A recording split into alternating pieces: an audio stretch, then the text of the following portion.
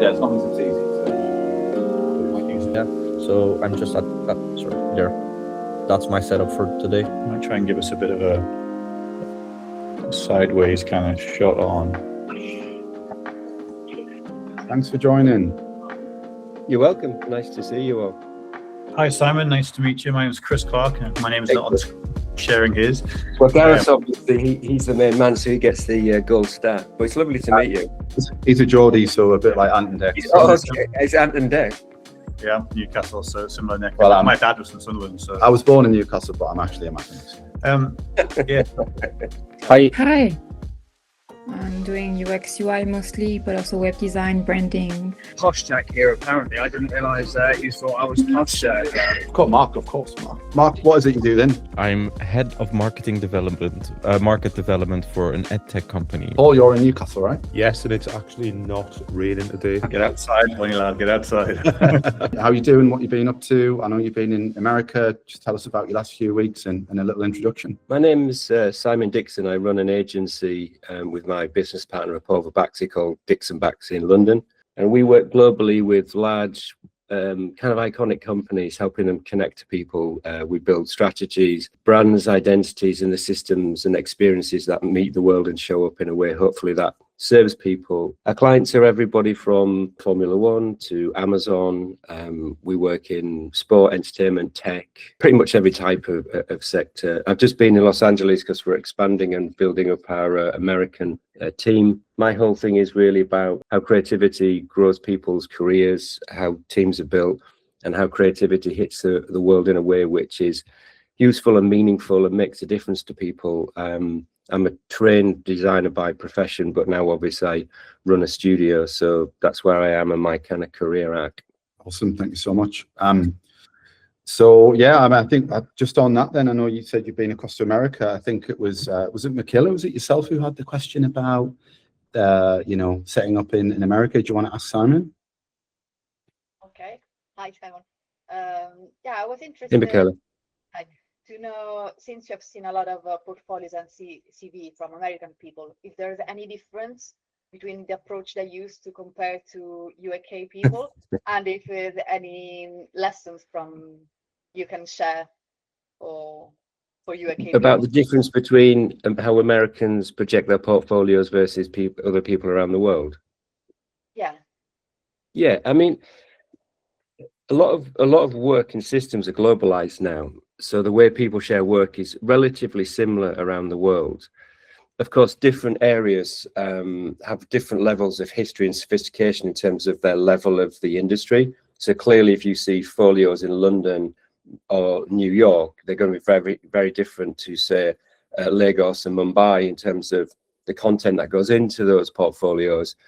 But from our perspective, we don't look at a folio in that way. A folio is really just a kind of window, and most folios are just people saying, I did a brief and this is the work. I did a brief, this is the work, which is kind of boring. And the problem is thousands of people say, this is a brief, this is the work, this is a brief, this is the work. So the question is how you cut through. And Americans have a very good angle on kind of personal story, perspective, sharing what drives them as well as what they make. And whenever I interview people or look at folios, I'm looking for potential and attitude and perspective as much as skills, because if we find the right curiosity, passion, drive, cultural fit, people from all sorts of different backgrounds, you could teach skills, technology changes, software changes, but you can teach someone to be a cool person. If you get the relationship right, the rest is easier. So that's what we focus on. Excellent, thank you so much. And the assumption is your work is amazing, of course. I was thinking about a few things recently. I think it's not easy, but it's common for a lot of individuals and indeed design agencies to get to a point where everything's so beautifully presented, and where's the kind of wiggle room for the agencies? And I think it's that's the interesting part. But I mean, we've been spending a lot of time on our website recently, and I'm taking a few little bits from here and a few little bits from there. And I think the thing that really does define you is the work that you do. you know, we're all classically using the bento boxes and hopefully getting into a little bit of motion design and But bringing not all of us are. Not all of us. yeah. Yeah, I know Tabs has got a question about motion design, and I was at an agency yesterday who literally said to me, "We don't do any motion design." So it's great to be able to do a little bit of that for ourselves. Gabriel does it for me. But yeah, I just think it's fascinating how kind of we can all quite easily kind of blend into this same kind of blob, and how Yeah, you sort of have that edge difference, you know. But it's just agencies are different to people, obviously, because you're projecting a body of work from a group of people, whether it's 2 people or in our case it's 60 people. But the problem with agencies is there's 2 things, I think. One is they only talk about themselves. And the other thing is they talk about their output and show their output, not why the work was made and who it was made for and how it was made. So historically, agencies have a proposition, you know, passionate transformation at speed for the next technology that we all think is going to be the big thing. It's always like a hook. But the problem is, certainly the level that we work, is that they're not buying you for that. What they're buying us for is problem solving. They're buying us for chemistry and the ability to have a relationship and solve that problem together in an overlapped way. They're looking for a cultural alignment and a shared ambition. So when we reflect ourselves, we reflect our principles and ethos, our working methodology, and we're more open source about the way that we work and why we work, as opposed to the output of the work. Of course, you would assume and hope that people's work is good, and you know, the quality of your work, whatever talent you have and what effort you put in, puts you where you should be in the industry. But I found that most agencies fall into the trap of oversimplification and trying to be a thing that has an angle of attack, but it's all about themselves and not about the effect they have on the world. Tabs, on regarding motion design, do you want to jump in and ask your question? Sure thing. Excuse me. Nice to meet you, Simon. How you doing? Pleasure to meet you. I've got a bit of man flu right now, so I'll try not to cough and sputter as I ask the question. But at least I can't get the germs through this. True. One of the benefits of remote. Next time I see you, I'll give you a hug, though. Thank you. I'm up for a hug. So yeah, my background was like graphic design. I moved into a bit of branding, and I'm quite heavily involved in UX and UI design now. And I really love motion design as part of websites and apps. So the analogy someone once told me was like, if you imagine you're in a home and you're going to go from kitchen to a living room, you don't just snap your fingers and you're there immediately. You got to have this nice bit of motion going between the different rooms of your house. And I was like, that's really stuck. Maybe one in Glasgow, Tabs. Sorry? Maybe one in Glasgow. Yeah, one room. It's easier. There's a difference, though, isn't there? What you're describing is a function. So you're saying, I'm going from one room to another. And people say motion design. I don't see motion like that. I see that as it's a narrative. It's something that is an experience that has a reason to happen. So you go to the kitchen for a sandwich or a cup of tea. You don't perceive the motion. I don't know about you, but when I go to the kitchen, I don't think about my legs. I think about the sandwich and whether it's got cheese and Marmite in it. Yeah. So whenever we think about anything that is executional with our work, whether it's sound or motion, it serves the need of the person and the need state they're in. Because if you get the motion right, it can be very expressive and it can capture people's attention. But there's also a state to motion which drives the system and the interaction with people, which people should feel. They should feel the lack of friction, the ease, and it should move you around things. But it's based on what the person wants rather than whether we like it to go left or right, up or down. Does that make sense? Yeah, it's a bit like, I mean, right now the client I'm working with is in the high-end luxury space. We talk a lot about luxury being something that's effortless, but yeah, exactly. To provide someone with an effortless surface, the service provider has to put in an effortful amount of work to make it feel effortless. Yeah. So then with motion, like, you know, I'm not going to name some agencies, but some of them go a bit bells and whistles and more whistles on the motion design to the point, like, you know, your MacBook Pro fans are just blaring, you know. So it's so I find the motion part really interesting, and I've always loved motion. Like I was very close to moving into it when I was studying graphic design. I dabbled a lot in After Effects. Yeah. And then when it comes to your work, like I love the F1 stuff. So I'm just curious about from a technology point of view, because obviously you guys are coming up to 25 years. The motion work that you do now probably wouldn't have been possible 25 years ago.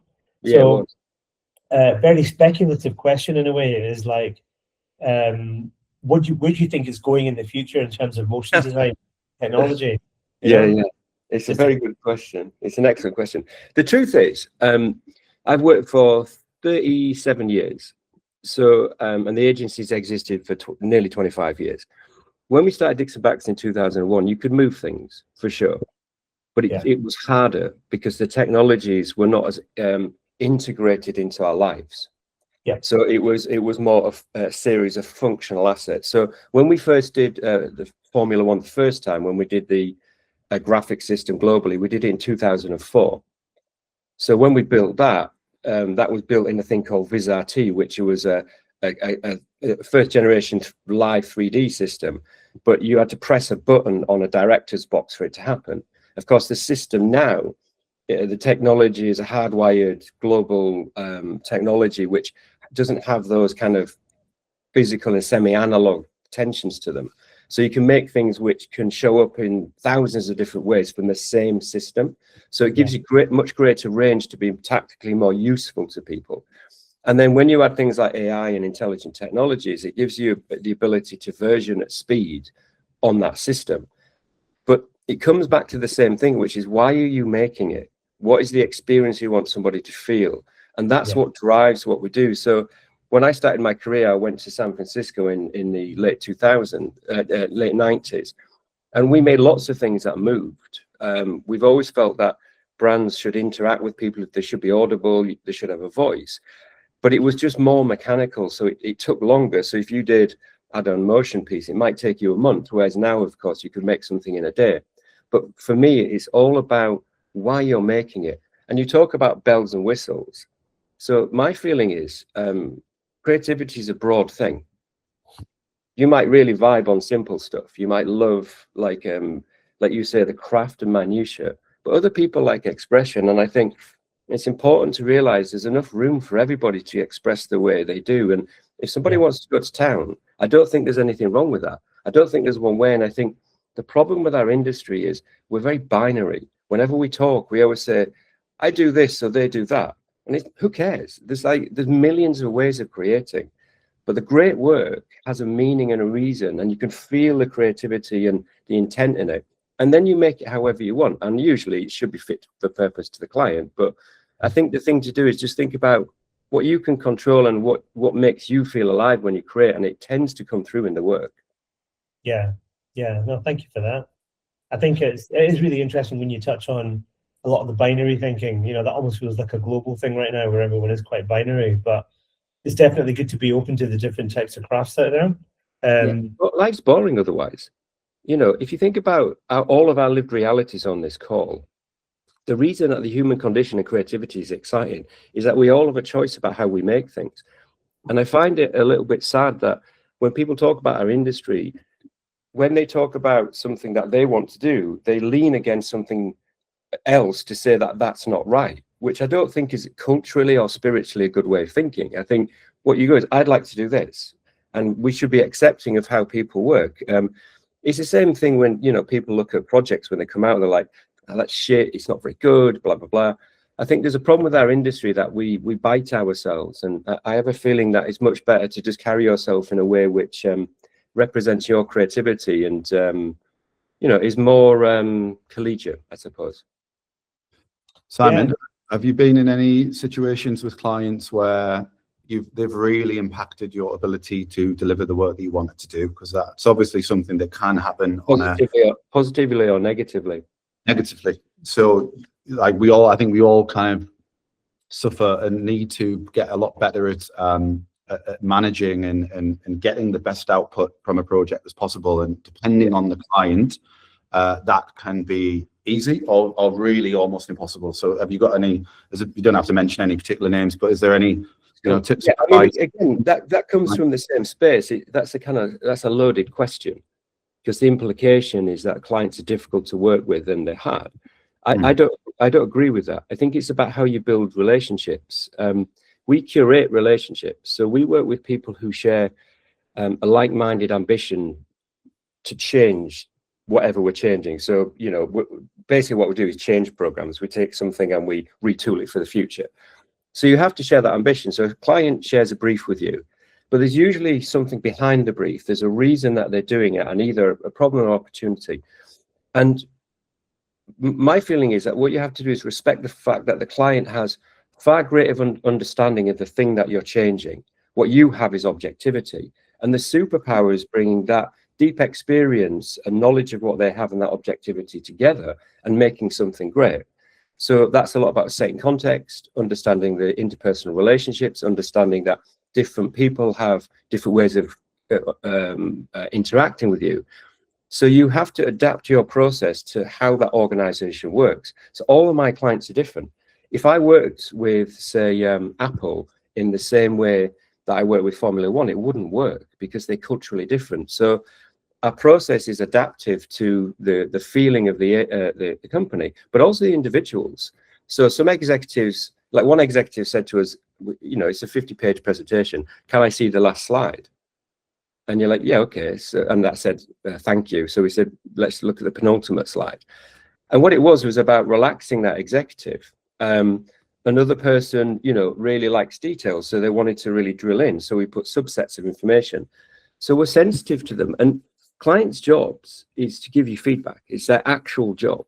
So we have deep respect for them. And I try not to see it as a problem. I think there's many ways that you can work through a creative process and understand that during that process, it will be messy. You'll make mistakes. You know, this week we had when I was in LA, I chat to a client who's a sports franchise, and we talked about the second share of creative we didn't land. They didn't connect with it, and we were like, it's fine. It will be okay. So I just treat everybody as an adult and a grown up, but I treat them with respect, and I don't load the conversation with the fact that clients are difficult. I look for clients that I can have a strong collaborative relationship with, and we then go make something cool together. Yeah, I think in my experience, I think Dubai's maybe has a slightly different flavor at times with certain client situations. I work in Dubai as well. Do you find that? Do you think there's a no? No, it's I don't work with people who don't want to deliver against the same challenge. So it's about choice. Obviously, if you have to make money, you know, things are difficult. You can't always control your destiny.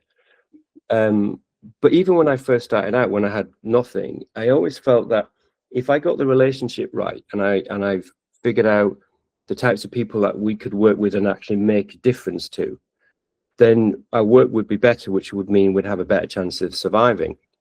So we're just very careful about that. We turn more work down than we do for that reason. We're very careful about that. And of course, different markets are different. It's very different in Dubai to, I don't know, Dusseldorf, which is really different to Detroit.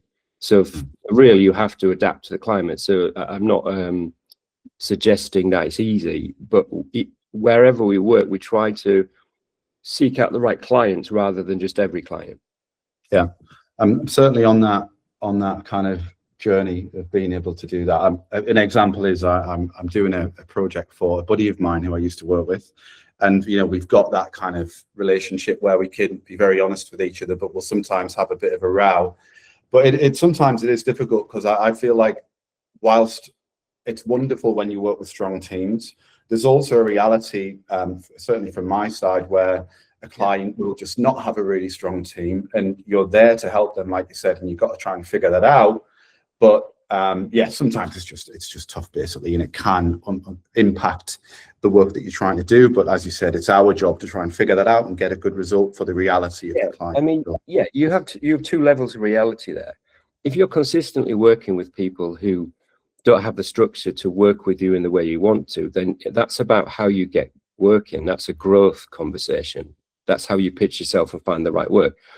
My feeling is we come across a similar thing to you in terms of client teams have different experience levels. So we're working with a sports brand in the UK at the moment, and their creative team is very small, it's inexperienced. So what we've talked about in the project is it becoming a learning experience for their internal creative team, and mentoring them basically through the process so they understand a different level of creativity to the one that they're in now. Yeah, we do set boundaries. It's all about context. So what it is we talk about the things in advance. So we have what's called initiate, our first phase, which is we create a playbook for the project with the client, and we talk about these things explicitly up front: technology, working methodology, how you get executive buy-in, consensus, all the kind of the things that are around the work. We don't just talk about we'll do a creative share, then another one. We talk about what's the function of how you're going to operate, and how do we work with you to best serve that. And it tends to get those things out of the way. It's not perfect, don't get me wrong. What we do is difficult, as I'm sure it is for you, but if I see a repeat where we're getting the same type of situation where we can't function well, I change our growth engine. I don't keep hitting my head against it. Yeah, I've just completed my first ever terms of engagement with a new client in Qatar, Nice. which is crazy because we're 5 years in, but I forced myself to do it the other morning. I was awake at like 3 a.m. with the jet lag, and I just battled through, man. It's like it's a prenup, isn't it? But yeah. It's like, I mean, the paperwork's really important. I mean, it's, you know, we have massive contracts and paperwork and what are called enterprise agreements, where you signed up by procurement to be able to work with a client. And again, the better that is, the better the relationship. So we treat everything, finance, contracts, growth, as a creative endeavor. So we don't have creativity in business. Everything in our business is a creative endeavor, because every single choice we make delivers the work that we get or the relationships we have. So we really care about all of those details, and it does make a difference to the working relationships. Yeah, absolutely. Chris, I know you've got a question. Do you want to jump in? Yeah. Hi, Simon. Nice to meet you. My name is Chris Clark, and my name is not on the screen, sharing his. Well, Gareth, obviously, he's the main man, so he gets the gold star. But it's lovely to meet you. He's a Geordie, so a bit like Ant and Dec. Oh, okay. It's Ant and Dec. Yeah, Newcastle, so similar neck. Well, my dad was from Sunderland, so I was born in Newcastle, but I'm actually a Mackin. So. yeah, graphic designer by trade. Currently working for Abu Dhabi government, trying to do basically consultancy from the kind of the enterprise world, but actually teach it in house for government, and like how to use design thinking, storytelling, and many other aspects, and a little bit like what you were talking about, you know, trying to instill a little bit that ways of working so that they can understand more of what we do as kind of in-house consultants, and help them to kind of grow with that.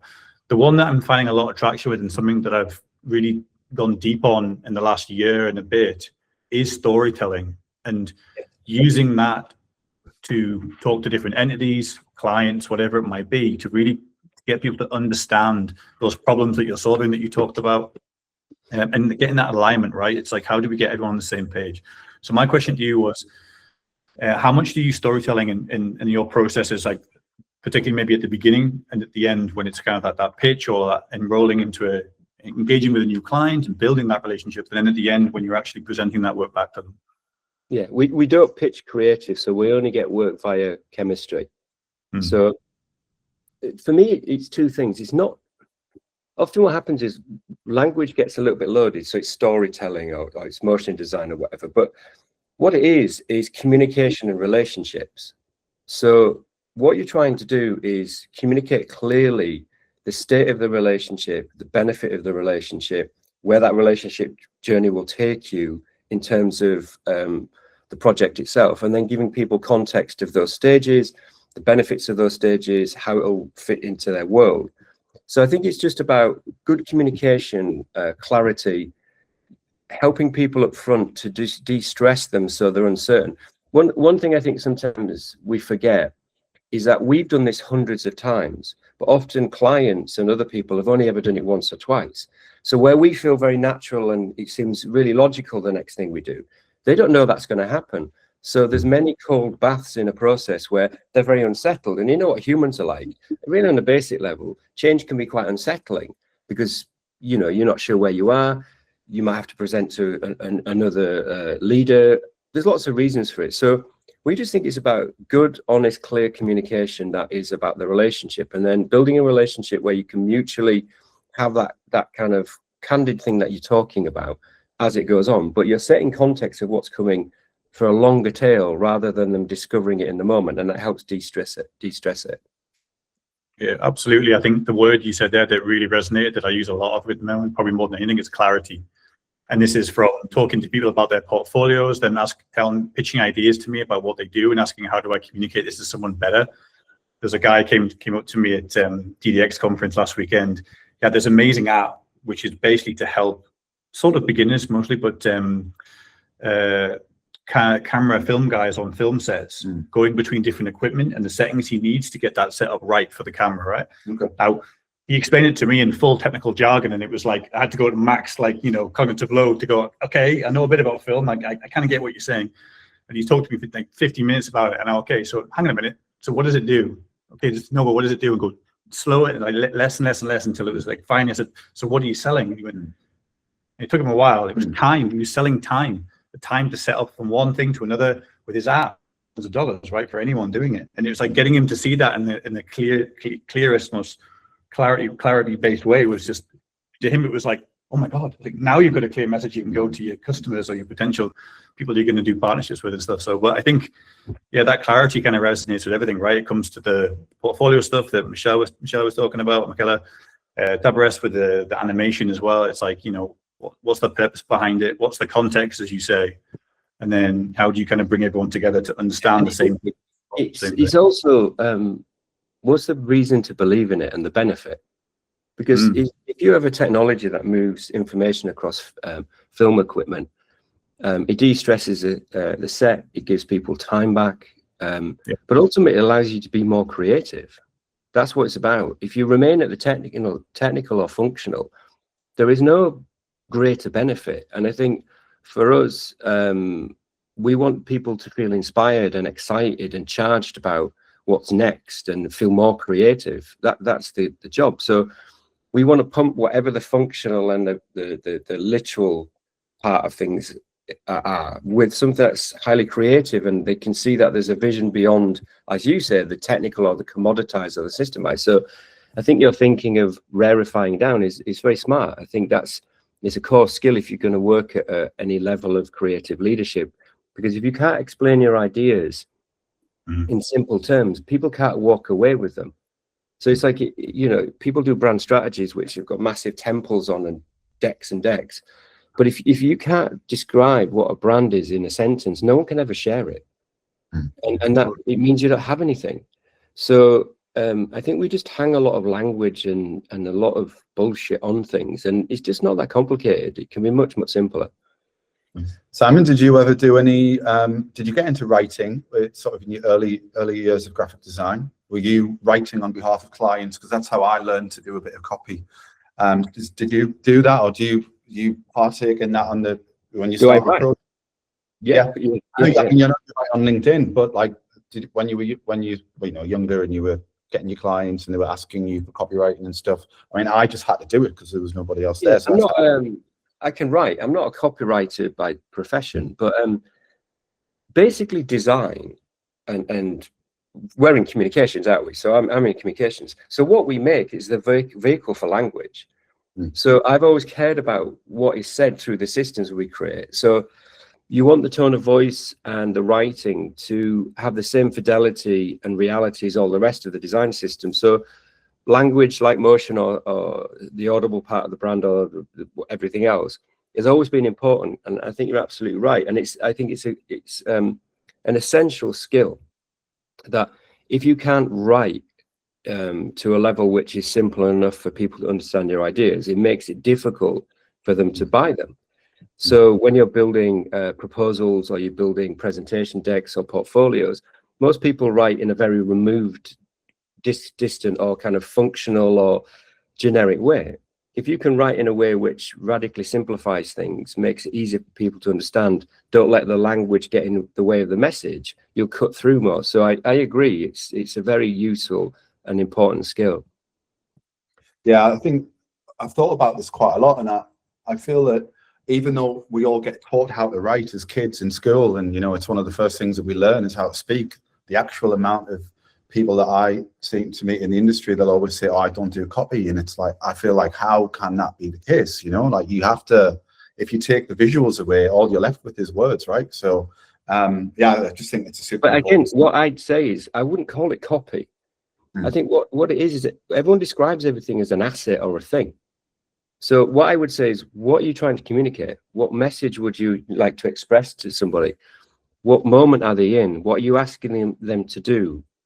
So if you get it to the level of those questions, you're much more likely to draw out those things, and then you decide how to write it. But if we say we have to do some copy or we've got to move something, it doesn't mean anything. It's completely empty. But if you say, I don't know, we have this open on an app, and there's a moment where we have to capture people's attention and tell them something. The question is, what are you telling them, and what do you expect them to do next? And the language and the motion and the design and the color and the form of that all come together to make that happen. So all of them are essential for that thing to work and to be meaningful. So if it's copy, design, typography, motion, you're not considering actually the thing that you're designing, and you remain distant to it. It's the same thing that happens when people say, I'll make it in Figma. Well, who cares? It's like, well, I don't care about Figma. I care about design.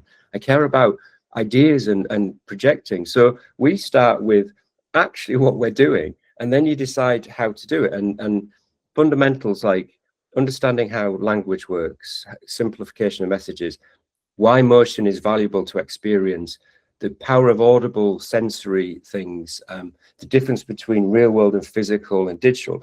Once you understand the mechanics of how they work, you can emotionally and intellectually move people. Once you do that, you can build a relationship with them. Once you do that, the brand is more successful. So we stay at the reason you're doing it, not the way we're doing it. Does that make sense? Mm-hmm. Yeah. Anyone else got a question? I think Gabriel's got one about. Do you want to ask Gabriel? Gabriel works for me. Yeah, so. there's a bit of noise on my background. I don't know.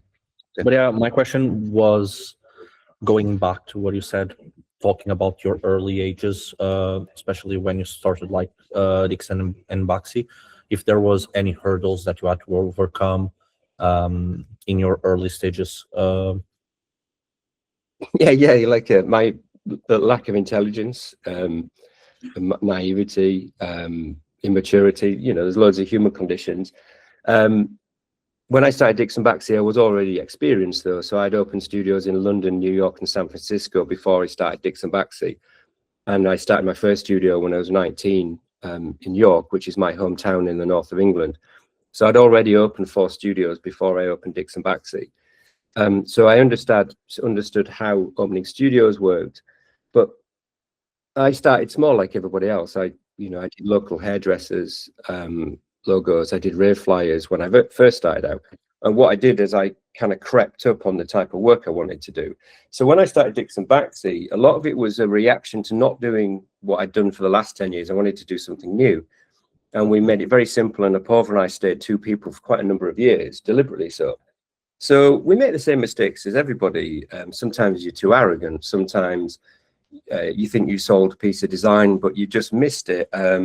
Sometimes you take a piece of work on for money only, and then you're at the mercy of people who don't understand what you do. So we probably made all the similar mistakes as everybody else, but the way I see it is it's just part of the nature of the learning curve. You have to go through those things to become the thing you're going to become. So I don't carry that particularly heavily. I just see it as an artifact of how you get better at what you do. Was there a moment where you sort of felt like you were sort of the final form of Simon?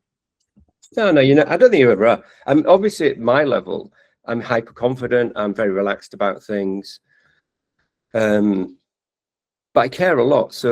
But I care about the things that we can control. So I try and make my life simpler by not worrying about things we can't control and things like that. But I get stressed, I get knocked about. But no, I don't think you're ever final form, because if you get to the point where you think you've made it, or you're successful, or you know what you're doing, that's when you start to plateau or atrophy. So regardless of what I've done in my career today, what I do is that in my hand, I have my experience, my knowledge, my skills, my team, our relationships, our body of work. And I think, what can we go do with that now?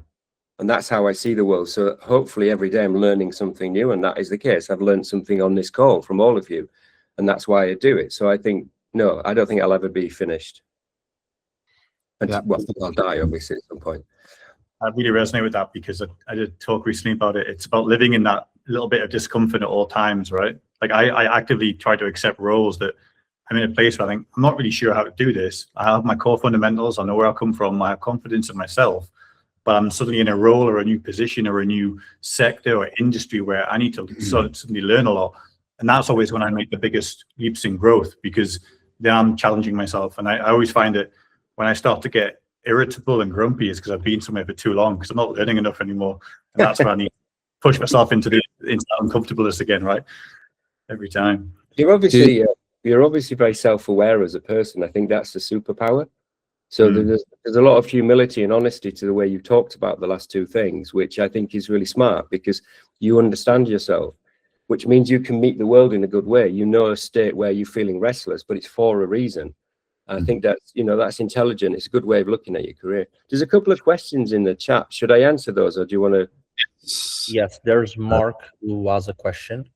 Yeah. Next. Hi, Simon. Nice to meet you. I think I'm the odd one out here. My name is Mark. I am head of market development for a tech company operating in the international student mobility space.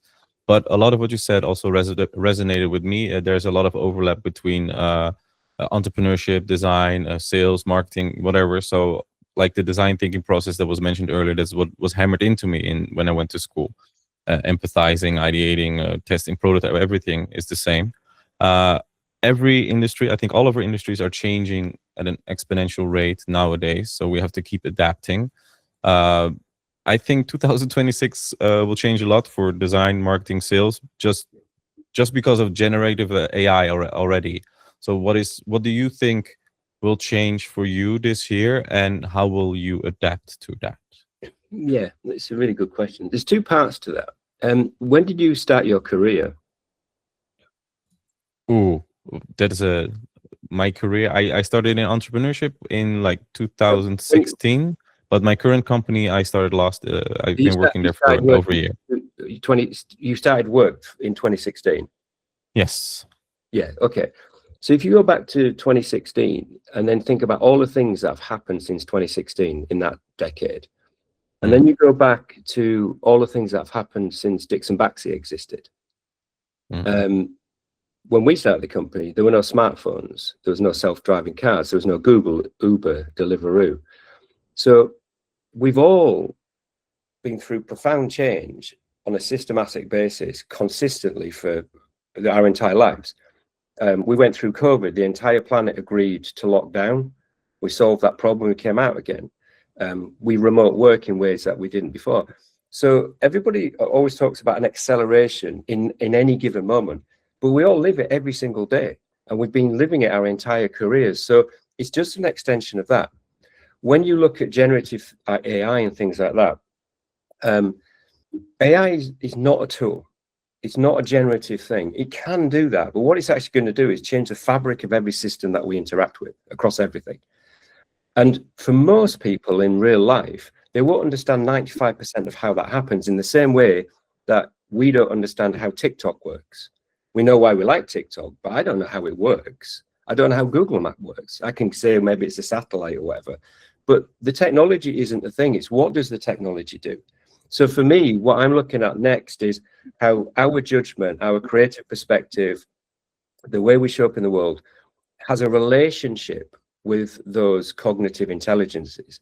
Because I don't think it's going to be an artificial intelligence. I think what's going to happen is it'll learn from us and we'll learn from it. And it'll have to be a co-joined relationship, whether that's through agentics or it's systems that we don't even have, that it just happens for us. And it's a natural extension of how technology is going to flow through all of the elements we do. So we want to show up in a way where, for us next, it's not about making marshmallow laser robots with a piece of software. It's about solving problems. So an example, a recent client of ours called See the Signs, they use AI to look at data in cancer detection. And if they look at the data soon enough with AI, they can increase the survival rates of things like prostate cancer and breast cancer to the high 90%. So to me, that's when technology gets interesting, when it's actually solving a problem. the brand itself was just made traditionally. So that's what I'm looking for, is the effect of technology to improve our lives. And there'll always be good and bad. There's good and bad to social media. There's good and bad to, mobility and things like that. So we look to have a good footprint within the technology, something that's honorable and has authorship. It's not stealing other people's work. And then use it in a way that hopefully delivers in the way that we do in the rest of our work. So that's how I'm looking at this year and next year's work. So do you ever get involved in the actual function of some of the brands and products that you create for? You talked about the impact of AI in healthcare and whatnot. Did they ever ask you guys to get engaged in the thought process of what the technology can do? Yeah, it depends on the client. A lot of our clients are mature businesses, so you're helping them retool for what's next, but they know what they are. With more startups, of course, you can have an effect, but what we tend to do is look at the potential of the idea, whatever the technology or the problem they're solving is, and help unblock the way that works. So it's like a support mechanism for the founders or the leadership of the company to test assumptions against us, but they're the ones who are thinking of the ideas. So we don't actually, change, invent their businesses or change their products, but we definitely change how they think about their products and how it serves people, and that can be really useful to them. Michaela, you've got a question, slight change of tone. What do you want to ask it, Michaela? Okay. What do you say is the best way to call potential clients? Great. Don't cold call them is the first thing to do. Yeah. The word cold is the giveaway. So I'll give you an example. I'm on LinkedIn a lot and I get a lot of DMs, and people will chuck a folio at me and go, look at my work. And it's a bit like throwing a brick through someone's window and then shouting through the broken glass saying, I've got a folio. It's not very attractive.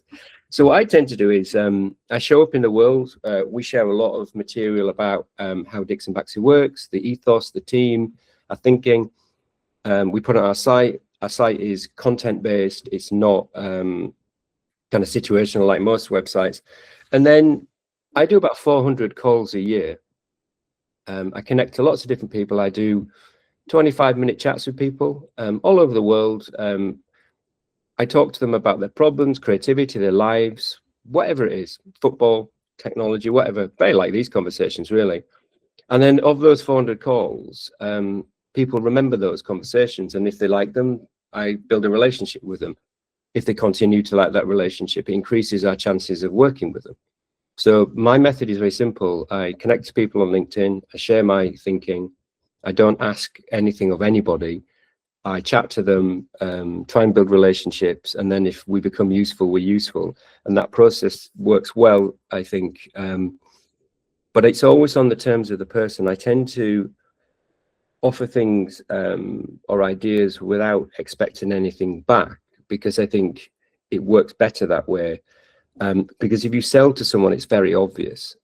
And it can be quite hard. You can sell to people, but what we do is they're not sat waiting for me to ring them up to do a rebrand. You have to be present. So a lot of it is about reputation. So we work carefully to make sure the way the work is made and the things around that resonate. And then if you like, we released a new brand yesterday, which is ESPN, which is a big sports brand. So inevitably we will come up in people's minds when they're thinking about sport over the next couple of months.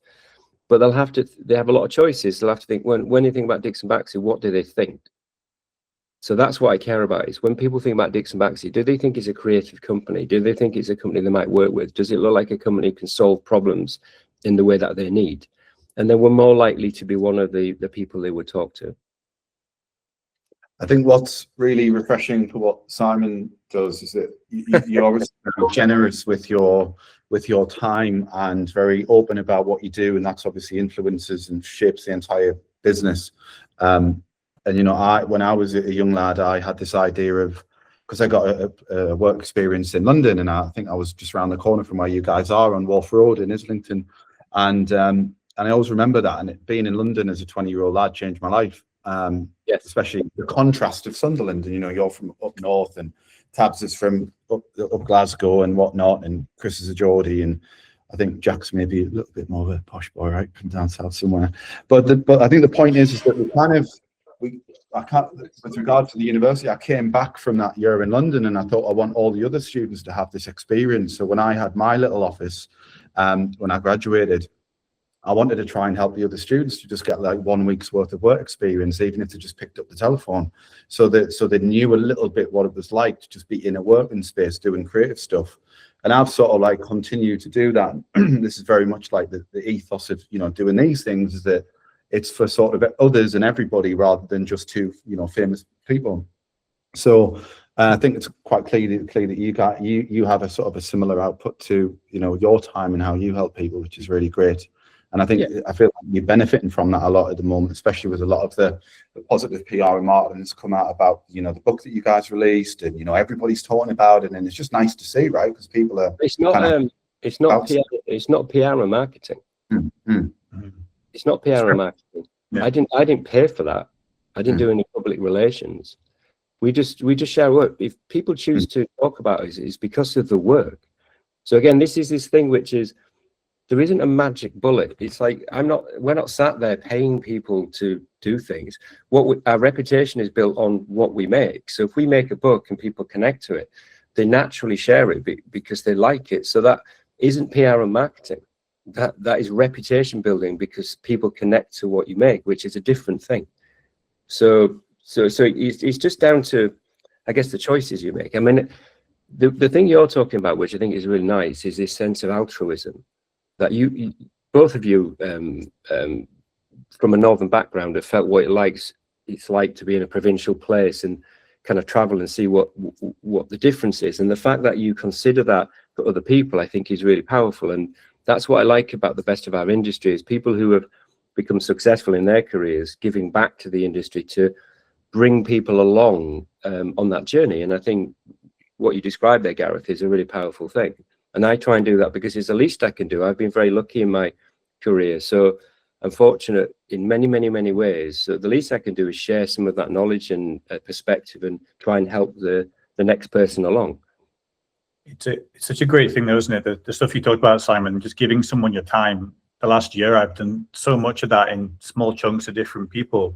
That reciprocity is like, it's just putting something good out there and expecting nothing back. Exactly. And it does. And it's kind of like karma, right? It does come back to you, whether it's someone, like, for example, like saying someone coming to me asking for a service and I'm going, it's not what I do, it's not my forte, but this guy is great for it, go to them and I'll suggest someone I know that's good. That reflects back on them and they know, okay, that guy can do me and done what he wanted to do and tried to take advantage of it, but I'm not going to. And on the other side of it, very similar to what Gareth's saying, recently we did a lot of, as part of one of the meetups I'm involved with, we did a lot of portfolio critiques. And we actually took it to 2 different universities here, NYUAD and RIT in Dubai. And just the other night, a guy came up to me and after party for a conference and said, "Do you remember me?" I said, "Yes, I do. You were at the first portfolio critique." And you stood there and I'm a bit overdressed. I've just come from work. I said, "So you've got a job?" He says, "Yeah, I did." And that's because of your feedback on my portfolio and helped it like communicate it better. And I was like, that's the best thing I've heard all day, you know, like absolutely fantastic. So to hear that come back like one-to-one is really good. I turned the camera on. You know, there's lots of benefits to that, but the basic thing is there's a kind of a nice emotional kind of interplay there, and you feel good about yourself. I had a thing this week where a large British brand came to us and they've got a brief and they wanted to talk to us, and they obviously know our work and I know some of the people there, but said part of the reason they came to us was they liked our business ethos. They liked the way we carried our business because it matched their view of how business should work. Now, I can't manufacture that. I can't sell that as a thing. That is just either it is or it isn't. And people's perception of that is up to them. You know, some people like us, some people don't. You know, that's just the nature of things. But there is something about how you carry yourself. It does radiate out. And when people think about you, in that instance you just talked about, that person will talk about you as a person, and you'll be seen as somebody who altruistically mentors people and supports people. And that's not necessarily a marketing or PR thing or a personal branding thing for you. That's the truth of who you are because you did it for the right reason. And I think if you do that, you're much more likely to build relationships where you can work in a way that'll allow you to make work that you want to do. I think 90% of the work I get is from word of mouth. It's just reputation. It doesn't And Paul- surprise. Paul's another Geordie in the chat. Paul, do you want to say hi? I know you've got a little question there. Hey, Jordan. Paul. Yeah. Hey, Simon, how are you doing? I don't know if you remember, we had a coffee last year. You very kindly. I was one of those people that dropped in a LinkedIn DM and I was in London. And we had a coffee, yeah. You've still got fantastic hair. Well, it's going very more grey, but never mind. Yeah, so thanks for that. I just had a question based on, I shared your post earlier in the week around teams, and you talk about building the conditions for teams to grow and the dynamic to become right. I was just wondering how you go about building the right conditions, and how you deal with that on a remote basis and in person. Yeah, well, we're not remote, so we're in studio 3 days a week, so that helps physically. Obviously, some people, tactically remote, if they're experts and specialists for things for a period, so you can do it like this. But I think it's there's a number of things at play. I think one is just being honest about what you are. So I think you need to match the reality of what you are needs to match the world in a truthful way. Because if you say one thing and then people meet you and you're different, that's difficult. Certainly when you're hiring people. You need to create a safe space where everybody feels that their share of voice is equal. There'll be different experience levels, but in any given moment, that person is valued for the thing they're doing. You need to trust that people will make mistakes, and that's absolutely fine. So you have to have a high tolerance for people to learn as they go. You need to look at people as potential rather than burdening them with a kind of heavy weight of already being able to do everything. You need to give them a clear path so they understand their growth. We have a book called Journeys, which explains each stage of every role in every team. So it's about having a shared ambition. And for me, what it's about is principles and values driving things. Because if you get the principles and values right and people believe in them, they're much more likely to go on a journey together. And working at an elite level requires people to believe in things, not just make things and do things. So, we had a town hall on Wednesday where we explained where we were in the company kind of development, what's coming next, where we've been. We talked a little bit about last year and talked about our retention rate, how many people have been promoted, things we're doing. So we talk about some of the kind of statistics of the company. We talked about how the LA office will change what we do, some of the new technologies we're developing. So a lot of it just is being the kind of open source and candid about things, but there's a number of things at play. But all of them should just serve this idea that we all have value in the team, and the individual should grow at the same time that the team grows. And if you get that balance right, it tends to work. Well, Paul, where are you based in Newcastle? We are based in North Shields, so we're in like an old warehouse in North Shields. So yeah. Have you been getting yourself to King Street Social Club? My mate Jeff runs that. Yeah. Jeff's actually literally 200 yards away from us where we're based. So yeah, a little bit of King Street stuff. Because he's got the office thing on the corner, hasn't he? He's got the creative. Yeah, so he's at 131. So we're up the bank in Harbour House, an old warehouse. Right.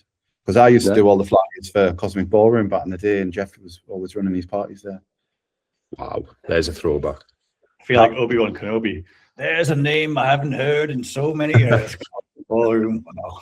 Well, Chris is a breakdancer, by the way, so he's never really into the house and rave scene. He was spinning around on the floor somewhere. Retired. But looping back around to before, there was a great phrase that an Irish guy who taught me how to dance said. He said, "Each one, teach one." So whenever you learn something, even right at the beginning, like I'd been doing it for a month, he was like, "You can go and teach that guy there who's done it for one day. You can teach him something." And that meant he just stuck with me, and I loved that. And then I remember there's a guy that came and joined, a young lad, started teaching him, and then about 2 years ago, he had a GoFundMe to go and compete in the Olympics. So I threw him like 250 quid, and he said, he messaged me the next day and said, "I almost spat my tea out." It's like, what on earth? I was like, "Dude, get there, do it." He went and he got beat. He went out first round, and he came on. He's like, "Oh man, I'm good. Like I feel so bad." And I just said, "Who else do you know who's flown on the other side of the world to compete in the Olympics at breakdancing, man?" He was like, "Oh yeah." I was like, "Well done. I'm proud of you, man." And now he's a professional dancer and he's doing amazing things. So yeah, but I love that phrase, "Each one, teach one." And I think everyone can, like, to Simon's point, can have that altruistic kind of like just help people, even if it's like one little thing, and it can make a huge difference.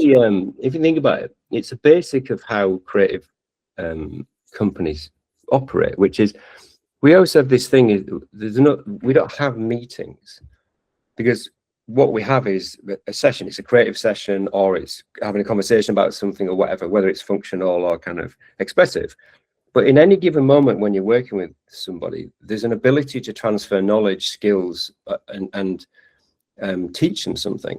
So we see every single session we're in as an opportunity to teach and mentor at different levels. So we just hardwire that into every beat of what we do. And what it means is you have independent kind of growth and learning, you know, people go on courses or specific things, but you can also, in every single session you have, transfer a piece of knowledge that makes someone better, whether they're 25 years in or 25 minutes into their career. And I think what you're talking about there is really powerful, that teaching should be a habit. It should be a behavioral habit of everybody in the organization. And if it is, the organization is consistently learning and adapting. And that's what you need when we hit the world with the change that Mark's talking about. Is the way to hit the world is to be part of the change rather than watch it happen. When I think it's got a benefit as well. When I did my stuff for, got back from London and started my little agency, well, studio, I should say, next to the university, I got offered to be a visiting tutor at the uni. So I was like 25 and teaching young students how to do Photoshop and stuff, and I was getting paid for that. So there's always a benefit, right? Like if helping people, and I think it's something that I probably do a lot of as well. It's something for academia. You need to bring in industry as well. If you have someone go industry to fully academia for the whole time, then they'll just become academia and they lose that industry knowledge. So there's a balance there. I know in the region they're starting to push that a lot more in the universities here. They want industry experts to come in more often to give those insights. Even if the lecturers are saying the same thing, they see them like their parents eventually. They stop listening a little bit, right? We come in and say stuff, and then the lecturer goes like, "I just said that last week," but they go, "Yeah, but that guy said it, and he's designed some cool products for like Jaguar or whatever, so he matters more," you know. And what was Michaela's comment there about working with juniors? Do you want to say it out loud, Michaela? I couldn't see the chat. Oh no, it was just a comment on what you were saying, that actually in my profession I learn more from junior designers than actually senior ones. So I love working with them because they have just learned, so they do things differently. Why after some years you tend to do things always in the same way, and you need to have that bang experience in your head just to change things. That's pure creativity. Yeah. Do you work for an agency in London, Michaela? Yeah, I'm Italian, of course. You can tell the way I talk. Yeah. I'm just checking the time, Simon. We've run over the past 4 minutes. I mean, I'm happy to stay on for maybe another 10 or. There's actually still 2 questions, one from Inez and one from Tabros. If Inez or Simon, more time, happy to stay on. But if yeah, I can stay on like another 10 minutes. I'm back in towards a session at 12:30, but I'll need 10 minutes before that, so I could do another 10 minutes or so. So Inez has got a question. Inez is actually in Seoul, and we had a coffee last week together. Inez, do you want to ask your question, or if not, I can ask it for you? I can ask it, if you can hear me properly. Yes. Yes, nice to meet you. I wanted to ask you something a bit more about brand system and brand design. I wanted to know, according to you, what separates a brand system or design system that lasts decades from one that, let's say, only lasts like 3 to 5 years. Like what truly like makes it timeless, basically. Yeah, nice to meet you, Inez. Obviously, if it changes every 5 years, we get more work, so there is a temptation to do that. But you're right. What it's about is building a system which has fidelity at the kind of fundamental level. So the really great companies have the ability to meet the world and change as culture, behavior, technology changes. But the thing they do and the way they do it is fairly faithful. So you're looking for a set of strategies that back into the truth of the business. If it's real and it's distinct and it's faithful to them, it's the best version of them rather than just a campaignable idea. That strategy has much longer legs, and the great companies like Apple and Nike, those companies, they have an eternal way of looking at the world. But then culturally, of course, the Super Bowl commercial this year will be completely different to 20 years ago. And then what you're looking for is a system which is kind of what I described earlier, which is people get caught up in what's happening today. and they get caught up in what the trend is and all of the noise and the hacks that people talk about. But underneath that is actually how design works, which is what you're creating, why you're creating, how does it serve people, and what are the fundamentals and principles of that design system based on the fundamentals of that strategy. If you have those two layers underneath the surface can change. So we build a design system that it can be very simple, it can be very complex, it can be simple, and it can be expressive, and it kind of fixes and flexes, and it works well in the real world and it works in the digital world. It then means tactically, if we're making something in Seoul and then something in New York, you can localize that on the same system. That's what happens with the Formula One system. But you still know it comes from the same place. If you want to do a new campaign, which is tactically specific, you can do the same thing. But it's about getting those two layers right, which is the strategic part of it is more eternal and faithful and truthful. And the design system holds and translates that for the world. And then the surface of it, or the sharp end of the experience, can be tactical. Jack, I know you've got a question.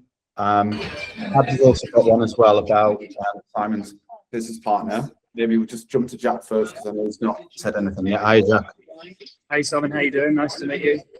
Got more posh Jack here apparently. I didn't realise you thought I was posh Jack. So Jack, founder of Aspects over here in Dubai, talent consultancy in the design space. Obviously, you've been in the industry for some time, and it's changed a lot, and probably changes every day. It feels like. What kind of still excites you about the clients that you work with, the work that you get to do, where you think you really want to win this client? I missed the last bit of that. Could you just say the actual question again? Yeah, so what excites you about the industry still, having worked in it and see the changes? What kind of keeps you kind of excited going into the office every day, working on different clients around the world? It's a good question, Jack. I don't know. It's like I get asked this all the time. It's like if you're a musician or whatever. It's just what I am. It's what I do. So it's like it's a ball of fire that's in my stomach, and it never goes out. So I love creativity. I like being a creator. I like working with creative people. I like problem solving. I like blank canvases where I don't know the answers to things. I love ideation and talking about creativity. I like being unsettled and uncomfortable and not knowing what's next. So it's just my nature. I'm a creative person, and I like the fact that I can, express myself professionally as a creator. And I like being part of the change. So I'm a kind of tomorrow guy, not a yesterday guy. But the real truth is I'm a now guy, which is I want to be present. So whenever I'm doing anything, I'm 100% present on that single thing. And what I found is if I'm present, I can make a difference. I learn things and I feel alive and in the moment. And then when I go to the next thing, I'm fully present on that thing. Obviously, I have to prepare and stuff, but in principle. And I think if I do that, I'm constantly thinking about my value to the world, what I get back from that conversation or the things we're making. And that's what gives me a buzz. And I carry all the stresses and strains of like change and all that stuff quite lightly, because my entire career, I was constantly changing and taking risks and doing various things. So I have a high tolerance for risk, I think, which means I'm more likely to try things, which means I feel excited probably. Yeah, that makes sense. Yeah, I think with the way the industry's going at the minute, and I think, Gareth and I always talk about it, how it's changing, the different tools that are coming in. I think it is. I personally see from a recruitment standpoint that we're recruiting. 1 minute it's a midway designer, and then it's like a prompt engineer, and we need someone who really understands the AI within the design space. So we see the changes from the recruitment standpoint, which is exciting to us. And but that's I think, it's a transitory thing. Yeah, like prompt engineer is just like a term people have had to make up because the people like terms. Yeah, it's just a designer using technology to make something. And are they making a product that is useful to people? Is it actually doing something cool?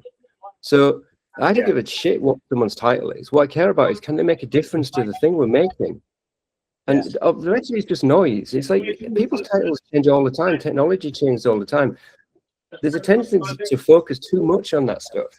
Focus on the thing that's been made and why it matters to people and how much people care and how amazing it could be. And that is eternal. It'll last forever, unless it turns into Terminator, and then we're all fucked anyway. I think it's going that way, right? Hopefully No, not. If I can hook into that, because It's not going that way. So this is really important to say. Objectively, the human condition has never been better than it currently is. Yes. Human survival rate, access to information, ability to do things. There's never been a better time to start a design agency than today. You can reach every single person on the planet instantly like that. There's no barrier to entry. There's no cost, really. There's like thousands of systems like this where you can interact, develop, share, gain ideas. You can press a button and build a business in seconds now. So the world is in an incredible place. 5 years ago, we shut the entire world down, solved the problem, all got back together. That is a profound thing that couldn't have happened 25 years ago. So there's this sense that the world is getting worse. It is not getting worse. It's hard. The human condition is hard. Life is hard. That's the reality of being a human or an animal. But the world is improving. It's not improving fast enough, but it is a progressive state. And the human condition is to meet challenges only when it's an essential moment. And like when I grew up, nuclear weapons was the problem. We were sent flyers about getting under our kitchen table if a bomb went off. That problem was solved. The ozone layer had a hole in it. They solved that problem. We sent a person to the moon. We solved COVID. So the humans have the ability to solve problems. And at the same time, we have the ability to be heinous. But only seeing the world through the eyes of the fact everything's fucked means you're not living life in a way which is fulfilling and optimistic. And that kind of misses the point of being alive. Yeah, when I said that there, I was more sort of jesting about the impending release of, you know, Tesla's robots and Hyundai's robots and, you know, everything else. But what's the problem with that? It's like, what does that matter? Like, what is wrong with having a car that's self-driving, which can solve the environmental crisis and save millions of lives worldwide? What is wrong with that?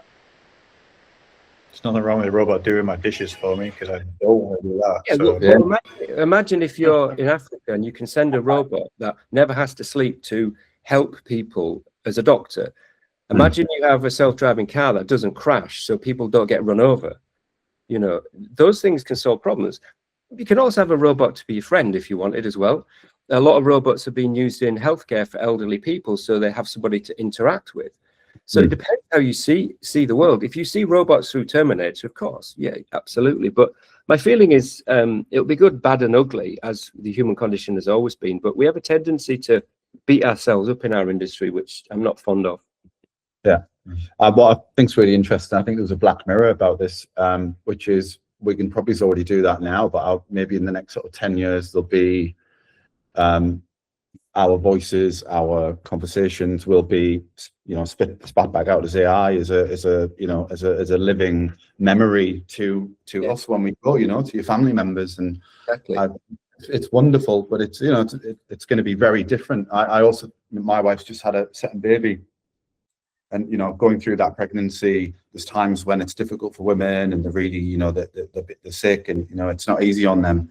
But it'll be fantastic if you have the option to have that child, you know, born and raised in outside of a woman's body, right? In a, you know, like an egg or whatever it is, and sounds a bit kind of dystopian, but in actual fact, it's got huge benefits for a woman potentially, because they can, and actually, if you think about it even further, you can actually multiply the human species at much faster rates because the woman's body is not being taken for 9 months. So yeah. Now you're at the Matrix, which is even better. We could all be better. But again, yeah, I mean, what you're extrapolating there is ideas, isn't it, using technology, which is basically how these things happen. But for me, it's about in the moment, what is next, and how can you meet the world in a way that you're useful. If you do, you have a better chance of being part of things. It's that simple. But when things are difficult, creativity is a superpower. You can have an idea to solve a problem. And that's how I look at it. Rather than look at the problem, I look at, like, how do I navigate the problem, as opposed to just look at the problem. Yeah. Simon, we're a good 10 minutes over now. Well, actually 15 minutes. I'll stop then. I'll leave you all to it. But thanks for hosting, Gareth. It's a pleasure to hang out with you all. Yeah, I think it's been great to Nice to meet meet people and have you you know, get to South Korea and Dubai in one call and whatnot. So Newcastle as I'm well. in Dubai I'm in Dubai in March actually. Right. Well, Drop me a note. We'll have a beer. yeah, let's go for a wee a cheese and marmite sandwich as well. Yeah, are we connected on LinkedIn? Yes, we are. We've never Yes. met. It's, I took a screen grab so I can get your name, so I'll track it down and I'll let you know when I'm in town. All right. Little wave, everyone. See you later, folks. Thanks so much, Thank Simon. Yeah. All right. That's all.